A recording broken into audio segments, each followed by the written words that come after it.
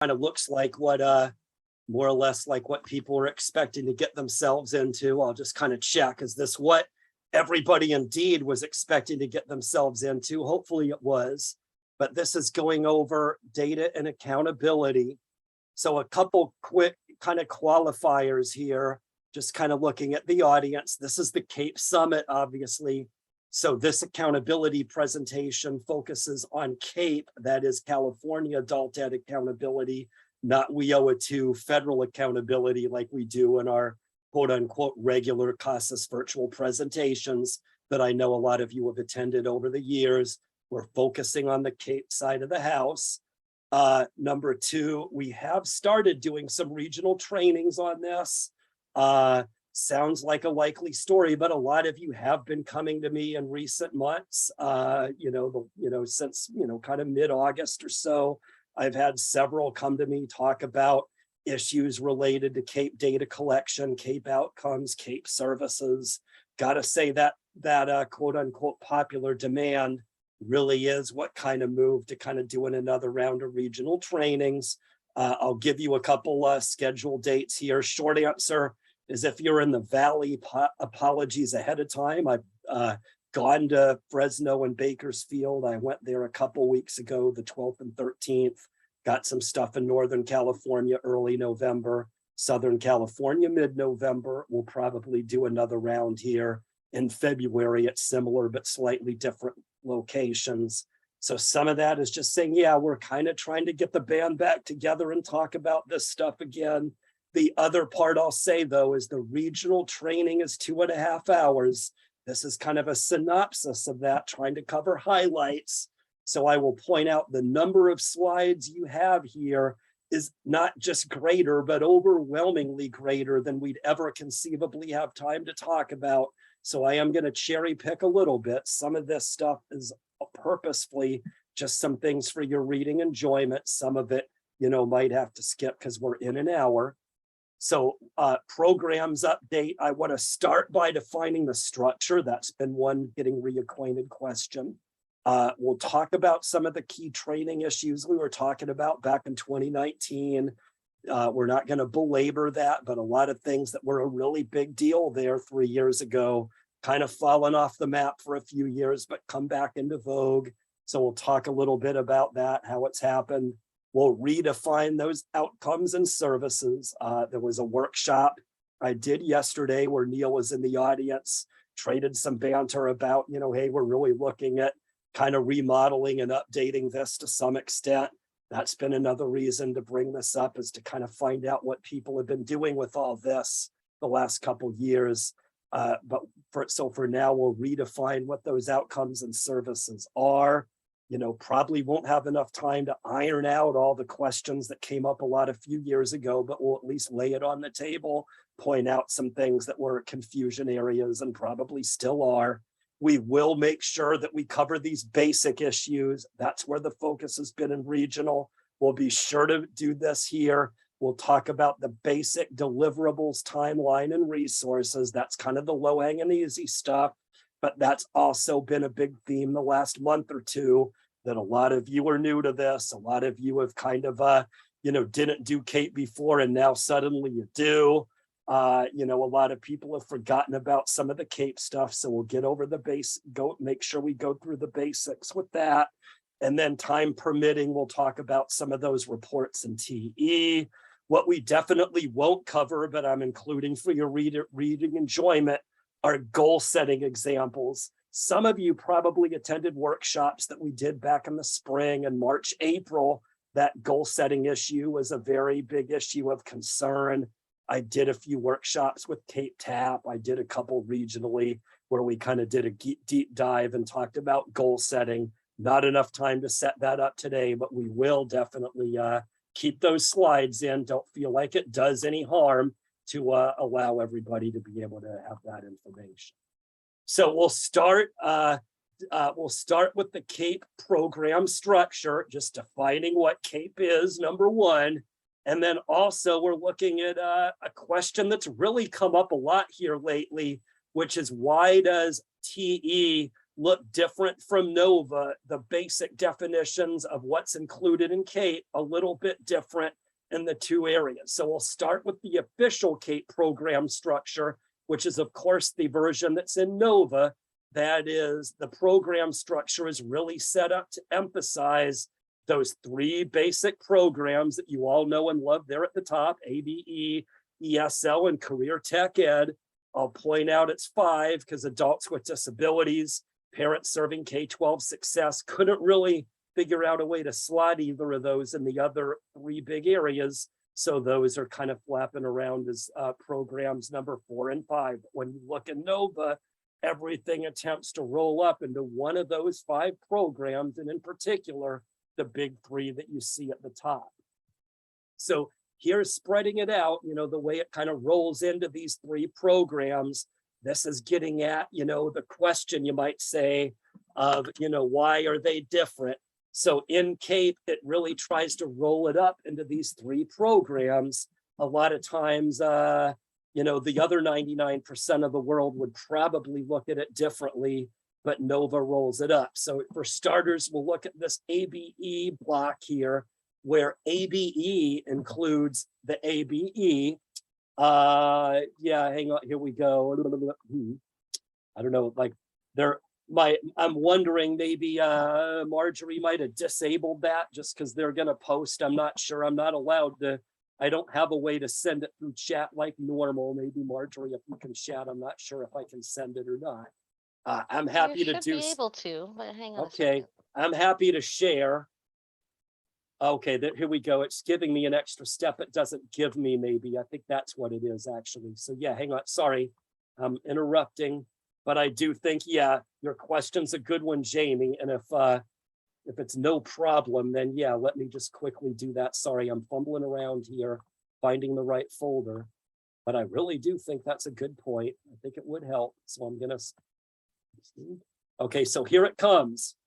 Okay, good, it's gone. So here it is. It looks like everybody has it. There it is. Sorry for all the hemming and hawing.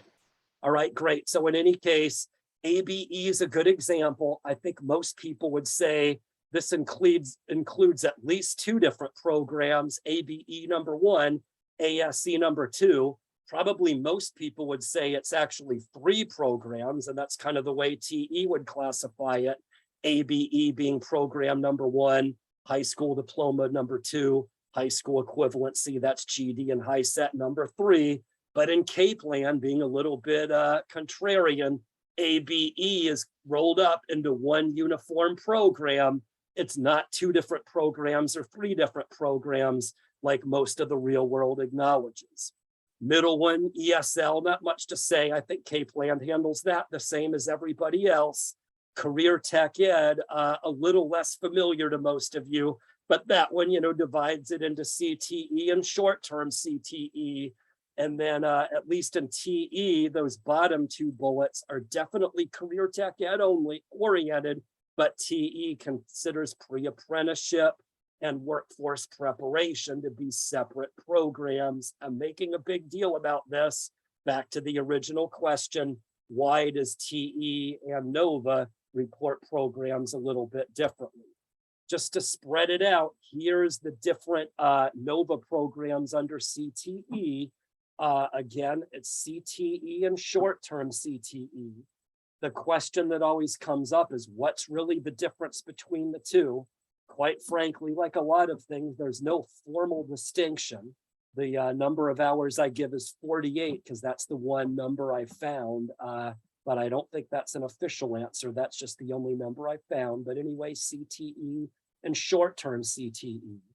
There's another program called pre-apprenticeship that's long-term and occupation specific, just like CTE, but it's obviously a different delivery model. Workforce prep is also folded into CTE. It is workforce related, but it's short-term as compared to CTE, and it's also not occupation specific. So things like Microsoft Office skills or, resume writing skills or workplace safety or those kind of things would be examples of things that would be workforce preparation. That is workforce related, but not related to actual occupational skills like a CTE program. Here's the CTE model, just so you can kind of see the difference. Again, we've got those big three up at the top. Out of CTE, when we say 7 programs from a TE point of view, again, pre-apprenticeship and workforce prep, we consider to be separate programs, at least insofar as when you mark instructional program inside TE software, it's definitely a separate instructional program you have to mark from career tech ed. I'll just stop right here. That was a little bit abrupt, I suppose. Everybody hanging in there, even though I kind of hit you upside the head with a frying pan to start. Did that smart? Did that keep everybody in? Did that make everybody kind of tune out? Not really sure. Okay, some of the faithful are saying yes anyway. Okay, thank you. All right, so anyway, sticking with structure, again, really kind of going fast, haphazard, whatever. But these are what I want to say the last few years, you know, kind of in current events, headline news fashion, have been some of the big topics on the table we've been talking about. Some of these are in the last year. Some of these, quite frankly, are things that we talked about when we were doing the roadshow back in 2018, 2019. But again, what people keep telling me is, gee, with WIOA 2, payment points, pre and post testing, EL Civics, everybody's kind of hung in there for the most part. When it gets to some of these CAPE things like Bubble Boy Slide, short-term services, occupational skills gain, all that crazy stuff we were talking about in CAPE land, that really seems to be the stuff that fell by the wayside for a lot of folks. So again, we've really been looking at rebuilding and repurposing this whole darn shooting match. So these are in no particular order, some big issues, goal setting, starting with goal setting, just to get everybody's foot on the rail. Is everybody here aware of the fact that in CAPE land for the last year or so, there's been lots of discussion about goal setting, and everybody here technically should have some formally, submitted, CAPE goals for which both your agency and your CAPE consortium is working. Is everybody familiar with that? Yes or no? All right, everybody's saying so, great. So we've got goal setting. That's been a big issue with me. We'll talk about that a little more, but not a lot of it, but that's a big issue. Adult serve, this was laid out when we kind of fell off the grid in 1920. We started this as a big part of CAPE accountability in 2019 to get everybody ready. That is those 3 categories, or I call it the 3 buckets. That is the 3 buckets related to hours of instruction, with the 0 hours being one bucket, 1 to 11 hours being another bucket, and the 12 or more hours, that is the participants, being the 3rd bucket. When I bring it up in that rudimentary way, sorry, you're supposed to be quizzing me, not the other way around, but does everybody kind of familiar with that, where we've got the different buckets, 3 different buckets related to hours of instruction? Gotta say, we made a really big stinking deal about that in 2019. Once the goals were laid out a year ago, I remember people like Neil bringing it up a year ago. That's been cemented by things like TE reports and a lot of the goal setting talk here lately. With that, we had a lot of discussion of hours by program. That continues to be a big issue. It would seem that that will be a bigger and bigger issue moving forward. But we have that CAPE hours by program report. We looked a lot at things like, hey, measuring, how many hours each instructional program aggregate of all students had. That is using the quote unquote ADA model to look at hours and so on. We've had a lot of those fire drills lately. The big issue that came up when we had training is, what if you've got learners in multiple programs? Short answer is TE splits at 50-50. Another big issue with hours is service hours. That's what I called the big CAPE question of 2018-19. Half the state felt like services should count as hours of instruction. Half the state did it. We did a lot of research there back in summer of 2019. I remember, final answer, it was really clear. Service hours do not get included with instructional hours. We looked through the federal regs, felt like we had a pretty conclusive answer. That's what we started talking about a few years ago. That's what we continue to say now. A little bit, I'll get less into this, but we had some wonky issues where the feds restructured the way Title I deals with its outcomes. We passed that love along with our CTE literacy gains. More on that later. If I talk about that now, I think it'll be confusing. We've also talked a lot about more collaboration with workforce partners. Definitely a lot of initiatives coming down the pike where that will get more and more and more important. I bring this up because I feel like we've talked about this collaboration issue ad nauseum on the WIOA side, but the CAPE side, not so much. Gotta say, some of these initiatives probably way more likely to involve your CAPE programs than your WIOA programs. So thinking about this for both WIOA 2 and CAPE, I think will be an important concern moving forward. So again, in the interest of time, I'm not going to go crazy on all these individual issues, but here are the goals that were laid out about a year ago. That is mandatory consortium level metrics, mandatory agency level metrics, and then also at the agency level, you had an optional list. The optional list was intended to cover all the different reporting areas. You could target employment or wages or pre-post testing, or immigrant integration or transition or several other, high school diploma, all sorts of different outcomes that you could target as possible metrics to, show progress. Here is, again, I'm going rapid fire. Here's that issue with adults served. This is what we laid out there 3 or 4 years ago, that we were going to start looking at this related to categories. Number 1, service-only students. We've gotten into that lately, not always service-only students, but by number 1, we're talking about the students that appear on your CAPE reports, but have zero hours of instruction. In a perfect world, those would be service-only students. You've got another bucket of students that came into class, but got less than 12 hours. That's the 1 to 11 bucket. And then again, we're maximizing the number who are participants. That is those that get 12 or more hours of instruction, those that qualify for federal reporting, those that qualify for CAPE outcomes, that you know and love.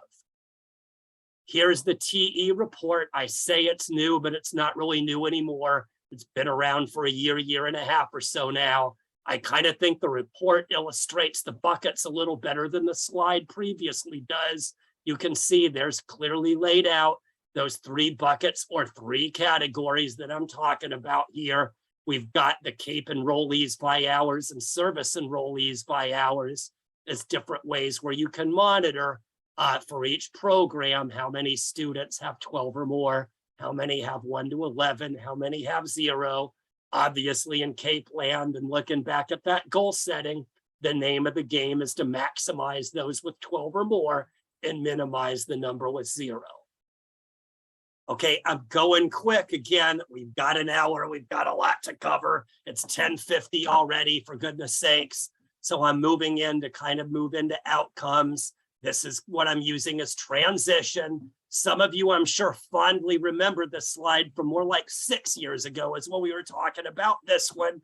A big exercise we needed to do when we were still ABG. This might even be more like AB 86 here, where we looked at what we had for federal reporting related to WIOA, and we had the word I've been using over the years is retrofit.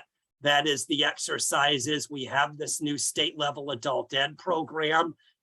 What the legislature did is it came up with AB 104 legislation, which number 1 specifically required CAPE, then ABG, to align to WIOA federal reporting.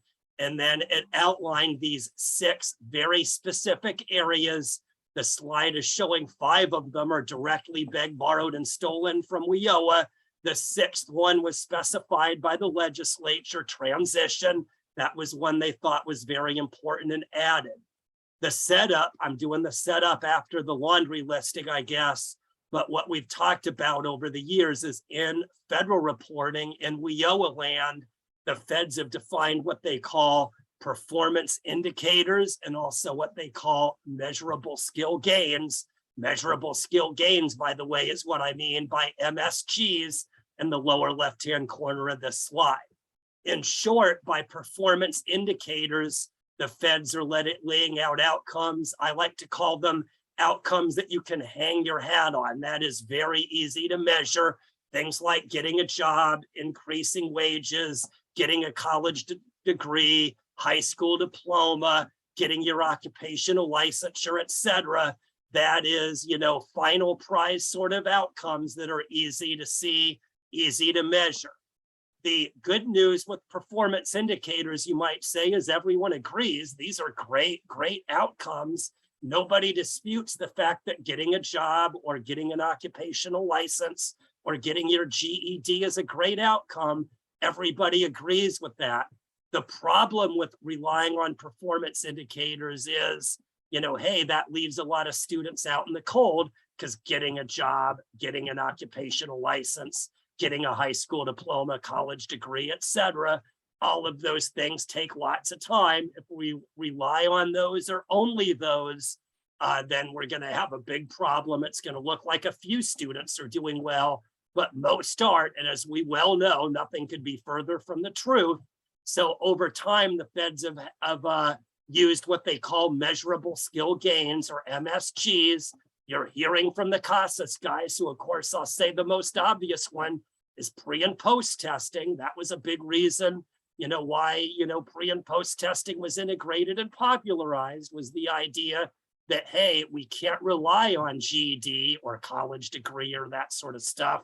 We need to be able to have better ways to show that most of our students are doing a great job. That is, hey, we only have this many that got the diploma or GED, but we have that many that have done a great job on their CASAS pre and post testing. Thereby, we know for certainty that our students are doing a great job. So I'll stop here. I've been ambling and rambling. Everybody hanging in there. I've been going a little overboard on this one, I think.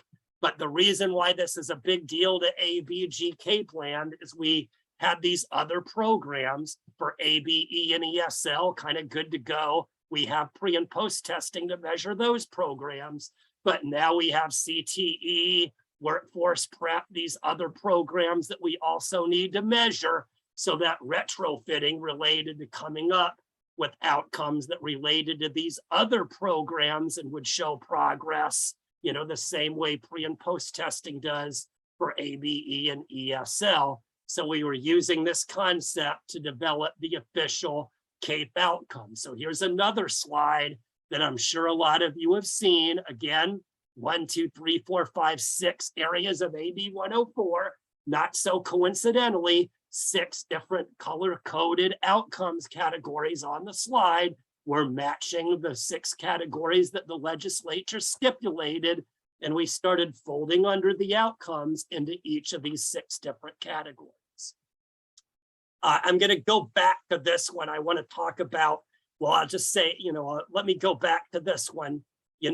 Here's some key areas. I don't want to dwell on these, but here, sorry, I'm getting into complicated stuff too quickly, but here's an example of ones that we've been talking about where we have the literacy gains for CTE. Sorry, I'm going from 0 to 60 way too fast.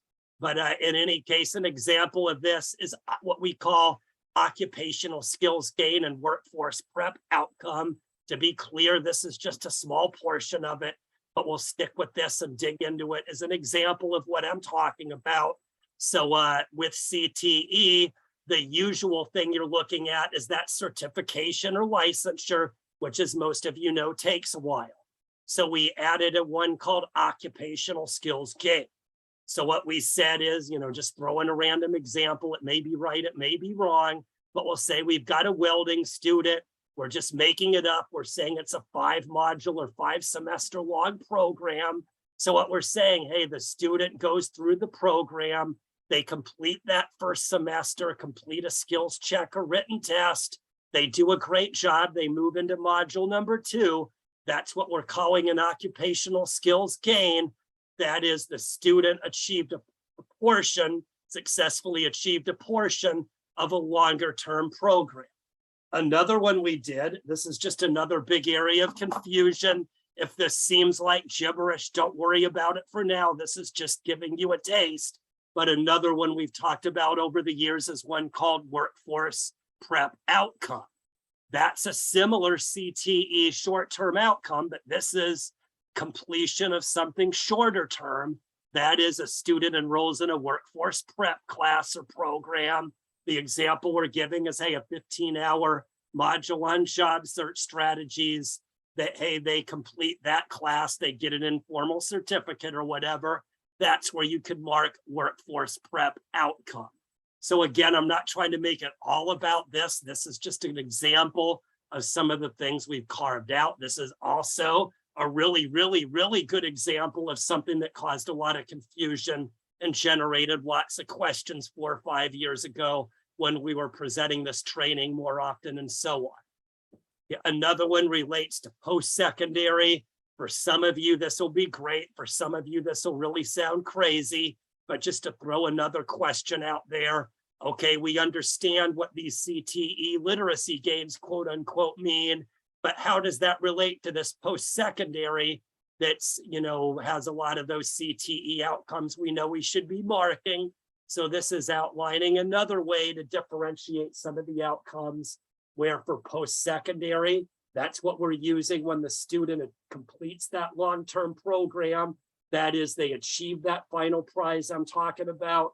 So you can see some post-secondary CTE outcomes in the upper left, some CTE related literacy gains in the lower left, to the right, kind of showing how we differentiate it, where we have the literacy gains that represent completing something short-term or partially completing something long-term, whereas the post-secondary is when they complete that longer-term program.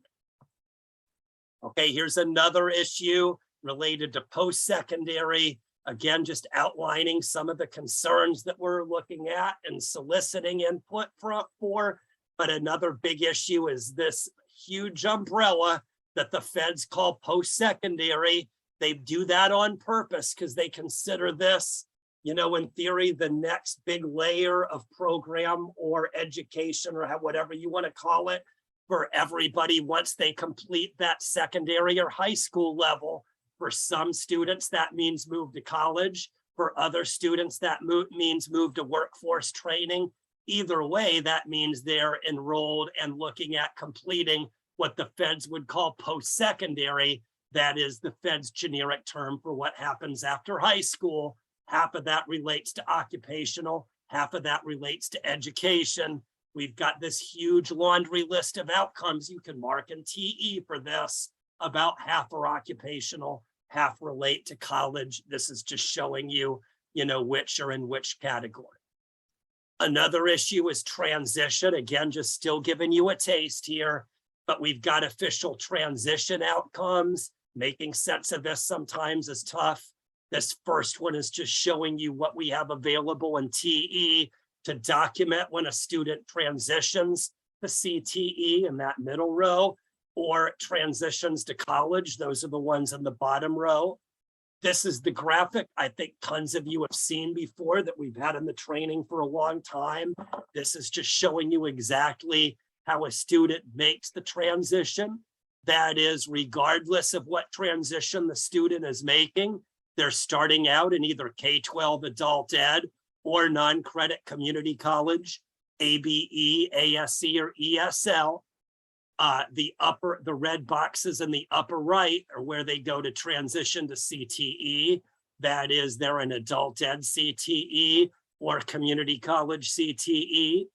Down there in the lower right is what happens if they make a transition to college. That is, they end up in 4-credit community college. Again, they're in 4-credit college, not non-credit college. If they go from K-12 adult ed to non-credit community college, that would be more like a quote unquote, you know, lateral transition. Thank you very much, Marge. Okay, one more thing on outcomes. This is coming a little more out of left field, but I've made an effort to really talk about I3, who's buried in Grant's tomb, but what does I3 stand for? You know, have you heard about I3? Yes or no? What does I3 stand for? Who's buried in Grant's tomb? Okay, anybody want to rattle off I3? Okay, some people are saying no, some honest engines here. Why do I say who's buried in Grant's tomb? That's right, immigrant integration indicators. What do you know? It's right there on the slide. All right, thank you for humoring me, a few of you. I make a big stinking deal of this one because I've done a few regional trainings, had a lot of discussions. This is one of those where not everybody did, but the overwhelming majority of the state clearly missed this memo. Not really anybody's fault. I kind of think it was June of 2020 when we released all this stuff in TE. That is, it came out at the very worst possible time when everybody, clearly had bigger fish to fry. But that is when we released it. For a little history, there was that AB 2098 legislation that was passed in 2018. That is, it didn't require that we put I3 outcomes in TE, but it did require the state to come up with some way to manage progress related to the area of immigrant integration. There was a work group that convened there in 2018, 2019. They did a lot of things, more than just this, but in CASAS land, they answered what our assertion always was. That is, our CASAS assertion has been, we've been addressing immigrant integration in California for 20 or more years, only we never called it immigrant integration, we called it EL Civics. The work group agreed with us. They also agreed with us that the I3 areas that the state was looking for very closely matched a lot of the things we were doing with EL Civics COAPs for years and years. They allowed us to align those immigrant integration indicators to COAPs. So that is, those I3 outcomes you see on those TE reports are when students complete EL Civics COAPs and other EL Civics assessments. That is, they relate to those areas of immigrant integration. So I'll just say the news to you where it might fit is a lot of you have been saying recently, boy, it sure would be good if we could use things like COAPs for students in ABE, ASE, career tech ed, and so on. Why is it always restricted only to ESL? So here's your opportunity. When you do this for I3 and CAPE, it's not restricted to ESL. You can use it for all CAPE programs. We've kind of gone out of our way on this with the idea that all immigrant students are in all programs, not just ESL. So admittedly, this doesn't do anything for payment points. That's on the We Owe It To side, not CAPE. But this is an opportunity to implement this for other students. If you're not interested in that, you should at least know where those I3, outcomes are coming from. Short answer is a lot of you saw big numbers there, even though you didn't know what that column meant. It was because you were doing a good job in EL Civics. If you're doing a great job in EL Civics, you'll get good numbers in that I3 column. All right, little bit of a bird walk, but that's another outcome I wanted to impress. Here's the infamous bubble boy slide. This is just kind of taking stock of all the outcomes. This is mostly for reference, but I'll just point out again, the 6 different color codings at the bottom. Again, those 6 different areas of AB 104.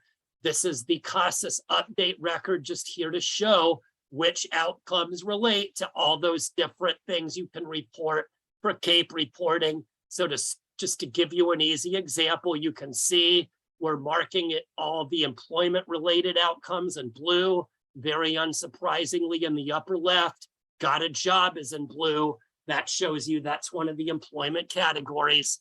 Keeping it simple, you can see get a job, retain a job, enter military are the 3 we have in blue. Those are the 3 that officially relate to employment outcomes for CAPE reporting. This is the exact same information, but it's showing you the information from the vantage point of TE software rather than that CASAS update record. This is directly from TE. It's giving letter designations rather than color-coded designations, but the same 6 categories, the same methodology, just showing you which of these different outcomes in TE relate to different areas. You can see some of them are not marked. If they're not marked, that doesn't mean they're not a great outcome, but it just means they're not officially related to anything for CAPE report. Okay, I'm gonna stop here. That was frenetic. That was crazy, but we only have so much time. You know, when we have 2.5 hours in regional training, we'll kind of stop and smell the coffee more. But just to give everybody a flavor, any questions, any comments or concerns, if not, we're going to transition to services. I'll pause for a minute. I'm not seeing anything. No dissent, at least. So I'm just going to move on. So we've also been talking a lot about services. When we talked about all this, you know, years ago, I'd say we spent a lot more time on outcomes than services, but I've been bringing up services more lately just because this is one of the concern areas, you might say. Number one, some of you are saying this fell by the wayside. This is an area that the best of the best, again, I'm not talking about the ones with the head in their sand. I'm talking about the people I consider to be CAPE superstars are saying, yeah, this is an area where we really fell off the grid during COVID. In some cases, it's just, hey, it's COVID, it's a pandemic, a lot more difficult to provide short-term services, especially a lot of those community-related services. When COVID was going on, they just weren't happening. Others of you are still doing it, but just the nature of recording it was more difficult. So some of you knew you were doing it, but probably not recording it as well during COVID as you were before that or now or whatever. Others of you have been saying, gee, even before COVID, this was a loosey-goosey sort of area. What I've been talking a lot about is when we did regional trainings, this is a good example, that outcome bubble boy, another good example. You'd ask us questions about what you needed to mark. We'd shrug, we'd laugh and say, oh my gosh, the CAPE data police are probably gonna get you. We'd explain, hey, we're a one person CAPE data police, so probably never gonna get you. So as long as you're systematic and deliberate about this stuff, you're probably gonna keep out of trouble. Just to make sure everybody's listening to me, does anybody remember that illustrious narrative from 3-4 years ago, just to kind of make sure everybody understands? That's been a big issue in CAPE land.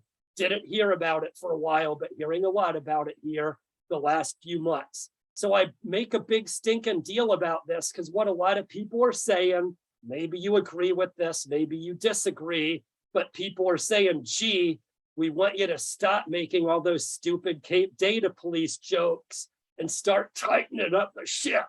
That is what you're saying is, hey, I'm looking at these reports. I'm looking at it from the vantage point of Bakersfield.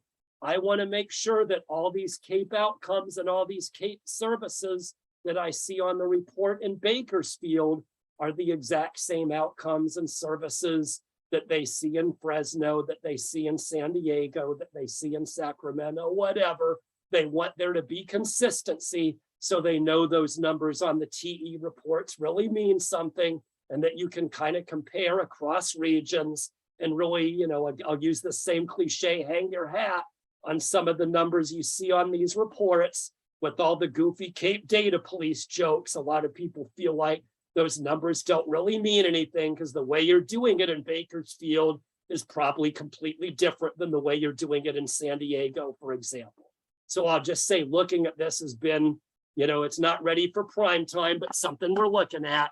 Back to feature presentation for services. We have these 3 categories: supportive training and transition. Here's the screenshot from TE with all the different ones. In short, supportive services are ones that focus on the student's personal issues with the idea that the student has personal needs. If you don't address them, they're not going to be whole. If they're not whole, they're way less likely to excel in the classroom. So things like childcare, transportation, fiscal counseling, and so on.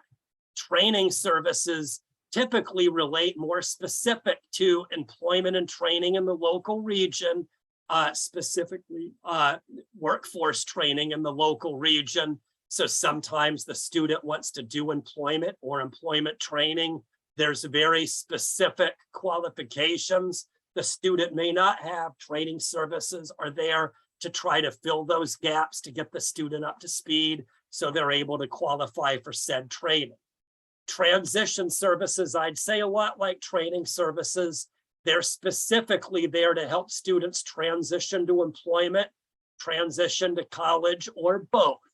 So what I'll point out, I'm not going to go over this. This is 20 minutes we don't have, but what we've also included here is a good start for ways to connect the dots, relate some of these services we have in TE to real-time activities you're more likely to be doing at the adult ed program, picking a few, giving you some specific examples. I'm not going to go blow by blow, but for your reading enjoyment, here are some that we've looked at. That's what I mean by looking at these a little more carefully, you know, more thoroughly defining some of these. This isn't the final product, but this gives you some ideas on where we might be going and might give you some ideas to better relate services for right now. You know, but you can look and see what you think. I think that covers what I really want to say on services. Before I move on, though, anybody with any comments, either on the 3 categories of services, on what I said about your ability or inability to record them during COVID, or any of this retrofitting, you know, gobbledygook I've been talking about. Any comments, concerns, questions at all? Yes, I have a question about our family resource center. So we have a family resource center that provides a lot of those different types of services that you just outlined. It's Okay, a bit of a pain to register everybody that walks in the door because they had some help writing a resume. Is that something we should be trying to capture better? that's a great question. That's probably something we need to address for sure, but I'll say that's actually one where we always gave a firm answer in the good old days rather than a wishy-washy answer. So I'll use that one. That is, you're not required to do that. Sorry, a little history is when we first started making a big deal about services there in 16, 17. Nobody believes me, but it was a by popular demand request. You know, kind of like you're saying, hey, these are very important things we do in adult ed. We want to make sure it gets documented and recorded. So we added them. What shortly followed that was the idea that you're saying, hey, we're doing, you know, family, you know, support services. The example I remember is things like CPR training, where, yeah, we'll do CPR training. We'll record that we're doing it for these students, but come on, give me a break. We're not going to pass out an entry record to everybody, you know, so the TE reports purposefully go out of their way to not require demographics, program enrollment, hours of instruction for those services students. As long as you record the service, you're okay. Back to that, yeah, there's a groundswell of support to more broadly defined services. So I could see how that might need more, you know, information about the student, but for now, that's optional. It's definitely not required. I see your question, Connie, which I think is a lot like what Nancy outlined. So I'll just say everybody, but especially Nancy and Connie. Does that sound like an okay answer? I give that answer, though, admitting that that's a good example of something that we're kind of looking at. And once we come up with hopefully a better system for this, yeah, I could see that might require us to move the goalposts a little bit. Okay, what I want to do, and again, because another big issue that's come up a lot the last few months, again, all those concerns about recording outcomes and services and making it a little more streamlined, firming it up, you know, having it reflect what we do a little bit better is one big concern, one big bucket of concern. Another one I think is a little more straightforward. Gee, we've had turnover. People have unwittingly inherited duties they didn't really want to inherit, but gosh darn it, they're stuck with inheriting it anyway.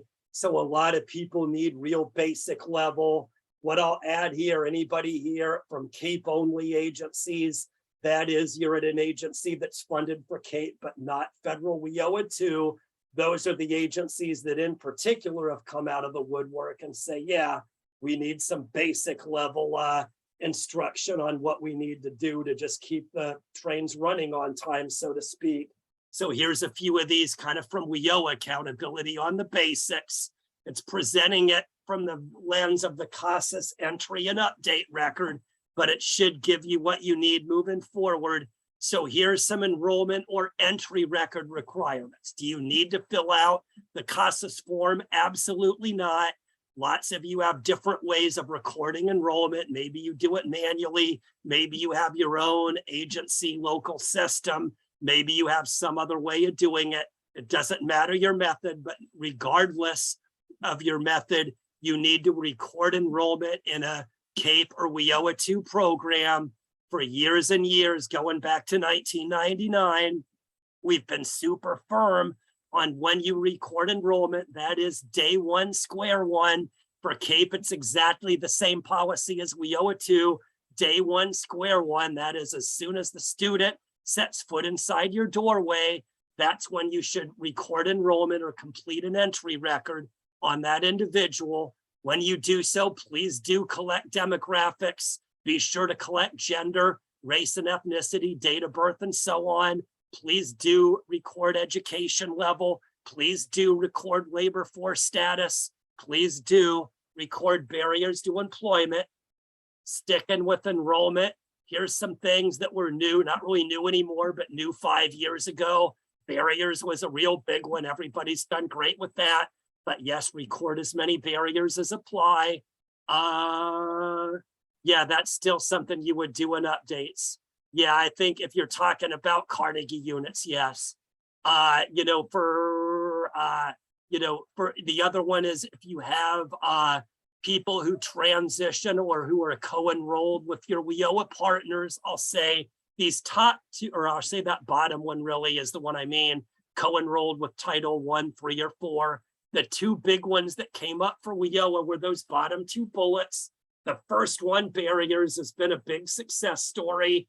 The bottom one is, if they're co-enrolled, we haven't done as well with that. You can't record what you don't know, but if they're co-enrolled, please do record that in personal status.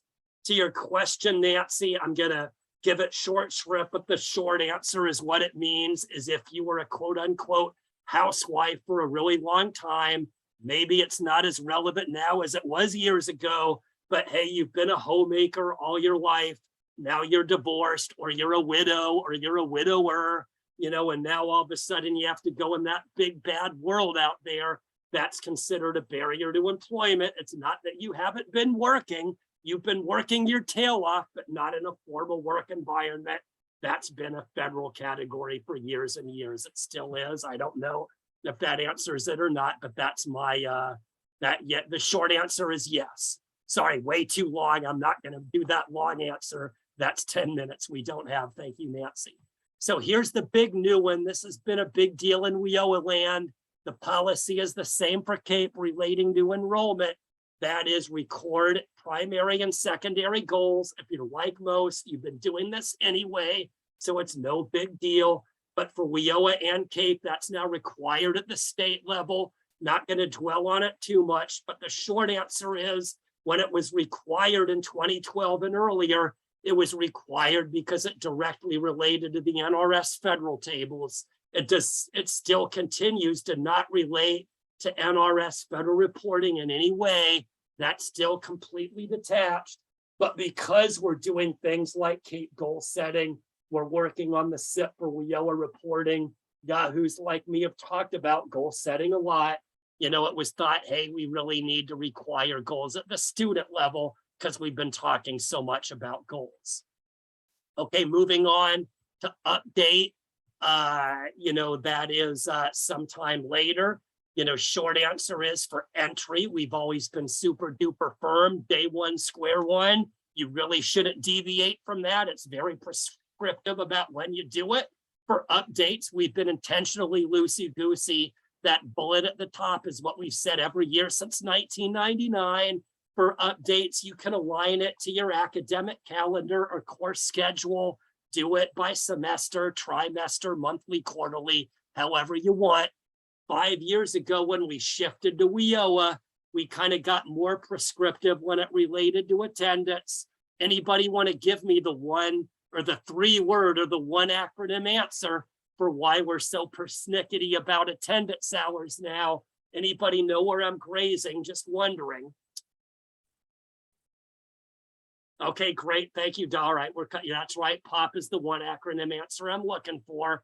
That is POPs, where TE is automatically determining your exited students through attendance, through that 90-day rule. Don't have time to dwell on that either. But because we're doing that automatically in TE, you need to record attendance at least once a month. For most of you, that's probably not a quote unquote update record issue, but update record is one of the main ways you can record attendance and get it in TE. So whether you're doing attendance with the update record directly into TE or through the import export from a third-party system, either way, you need to make sure you do that scanning or manual entry or import export at least once a month. Here's a screenshot of updates. This has been a really big issue the last 6 or 7 months. I kind of unwittingly thought everybody had moved out of this, but was wrong. It came to a boil about 5 or 6 months ago. So we're saying it more explicitly now on that form. There's fields called status and progress that used to be important. Please leave those blank. You know, if you're doing, attendance elsewhere and not completing that, then what on earth does the update mean? It means those outcomes. Really, that's all it means anymore.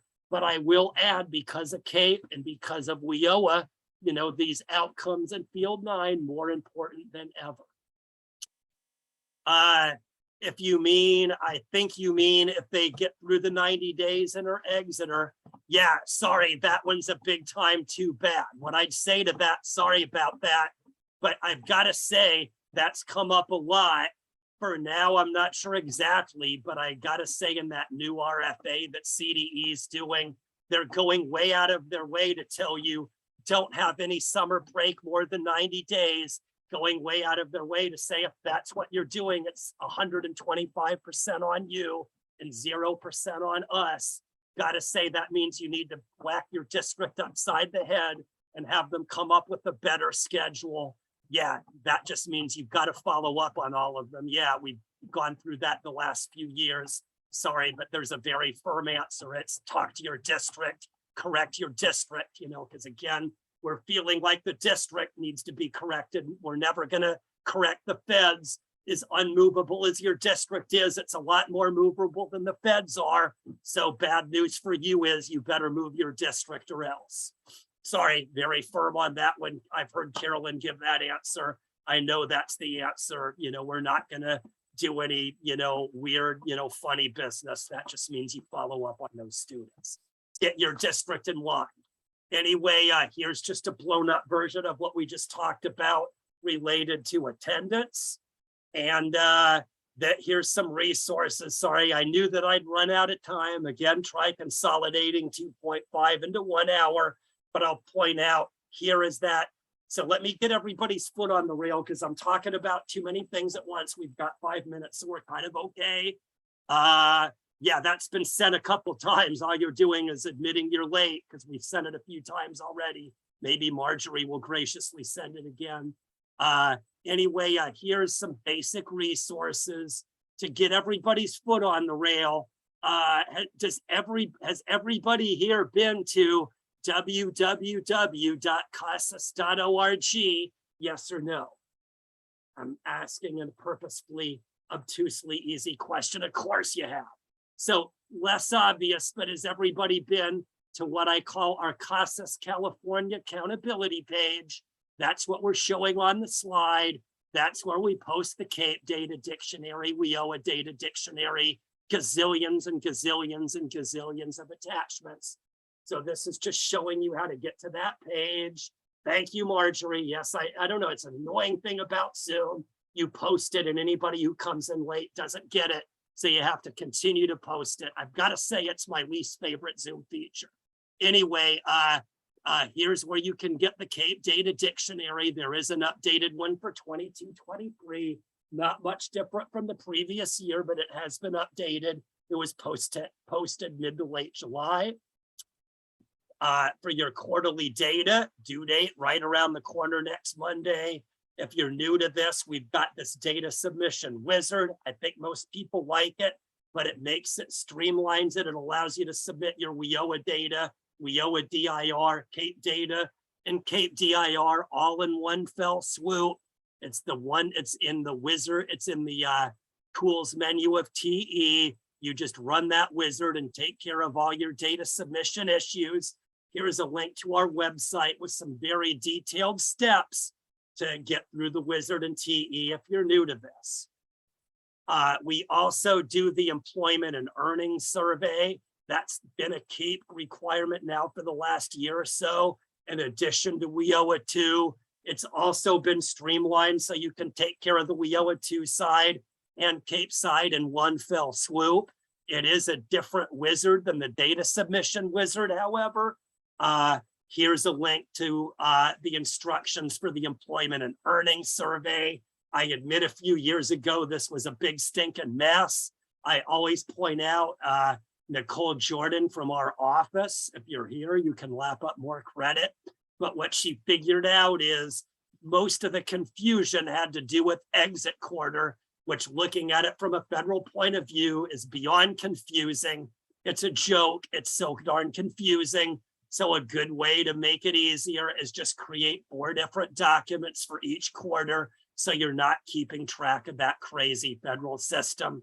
Yes, if you use Social Security number, that gets you out of a lot of this employment and earnings survey related activity. You still need to run the wizard, but most likely you won't have many you won't have, if you're using SSN, you run the wizard, but you won't have to follow up on any of the students. Here's the calendar. Again, the due date is 1 month after the last day of the quarter. The exception is that end of year. It's a little bit earlier. The due date is very, very unpopular. Everybody hates it. I'm here to tell you it's here to stay. Nobody believes me, but in CAPE land, we've moved it up from August 1 to July 15th. Again, by popular demand.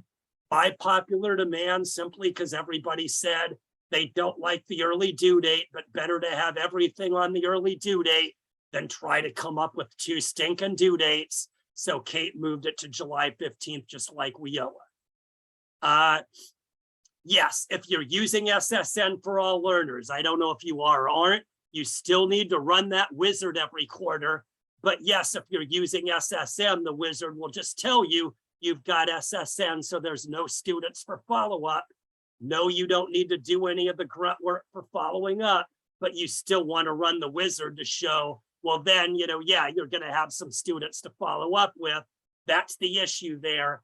The feds have set it up to where data match is kind of what they want us to do. For a year, that's what we did. The data was beyond miserable because most agencies, most students either won't give SSN or don't have it.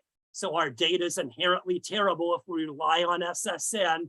So we came up with this employment and earnings survey as an alternative way. So if you don't use SSN, then yeah, you run the same wizard like Anna's asking. But in your case, obviously, you'll have lots of students that need follow-up. If Anne is doing what she suggests and using SSN, Anne runs the same wizard, but when she runs it, she won't have to follow up on anybody because she's using Social Security. If you're half and half like you suggest, Elsa, yes, those that have SSN won't appear on that E&E survey wizard. Those that don't have SSN, of course, will, and those will be the ones that get followed up. Hopefully, sorry, I'm talking a mile a minute, Elsa, and hopefully that answers it. Upcoming training, like I said, I did the Valley a couple weeks ago, doing Mount Diablo in Sacramento County Office of Ed, November 9th and 10th, doing LAUSD, Lyric region on the 17th, CCAE Palm Springs on the 18th, more sessions for January and February forthcoming. That is the 2.5-hour face-to-face session. And I think that's about where we want to leave. I think we're done at 11:30. It's 11:31. That puts us on a transition.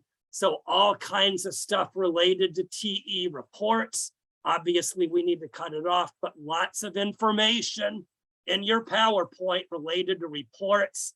And then if that's not enough, even crazier stuff here related to using TE reports for goal setting for your regional enjoyment.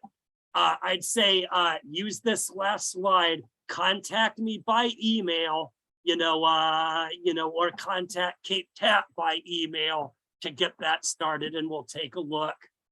Thanks for that offer. All right, I'll turn it over to Marjorie or I'll never make it, or Marjorie's gonna kick me off stage here very soon. So thank you very much, everybody. I'll move it so Marjorie can get going. All right, thanks, Jay. Everyone, I did put the evaluation link in the chat, and just reminder that the posting of this recording, I know a lot of you are asking for it, is dependent upon review of the evaluation, so please make sure to provide feedback there. Also, it's time for lunch. So the exhibitor sponsored lunch today is being presented by National Geographic, so check that out. Have a great lunch, and we'll see you back for the next sessions at 12:30. Take care, everyone. Have a good afternoon.